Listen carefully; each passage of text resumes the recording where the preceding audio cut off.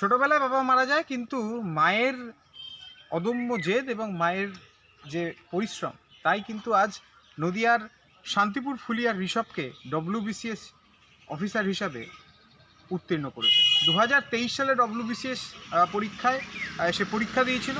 এরপর group C যে category, সেখানে সে ইতিমধ্যে সরকারি চাকরি পেয়েছে। তবে ইউপিএসসি ক্র্যাক করাও এখন তার মূল লক্ষ্য। জানা যায় এই ঋষভের বাবা, যিনি দীর্ঘদিন ধরে রোগ ভোগে ভুগছিলেন, 11 বছর আগে তিনি মারা যাওয়ার পর সংসারের বোঝা বা সংসারের দায়িত্ব আসে তার মা লিপিকার দেবীর ওপর। লিপিকা দেবী যেরকম সংসার চালাচ্ছিলেন, অর্থাৎ চরকায় সুতো কেটে, ঠিক সেভাবেই ছেলেকে একেবারে প্রতিষ্ঠিত করার জন্য চালিয়েছিলেন জীবন সংগ্রাম। আর সেখানেই মায়ের এই কষ্টকে এবং বাবা হারানোর বেদনাকে রীতিমতো বুকে পাথর করে রেখে অধ্যাবসায়, এবং তাতেই ঋষভ এখন রীতিমতো ডব্লিউবিসিএস পাস করেছে। আর এর আগে উচ্চ মাধ্যমিক পরীক্ষাতেও সে ভালো নাম্বার পেয়েছিল, প্রায় 400-400-400-400-র উপরে নাম্বার সে পায়।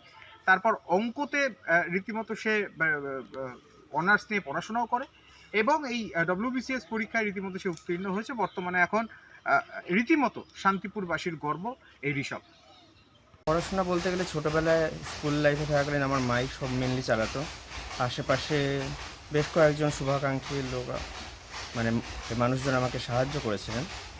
এর মধ্যে বলা যেতে পারে নির্মলদা একজন ছিলেন, তারপরে রসময়দা আছেন, তো আরও বেশ ওই আরও অনেকের সাহায্য পেয়েছি। অনেক শিক্ষক শিক্ষিকারা আমাকে অনেক সাহায্য করেছে ছোটোবেলার থেকেই।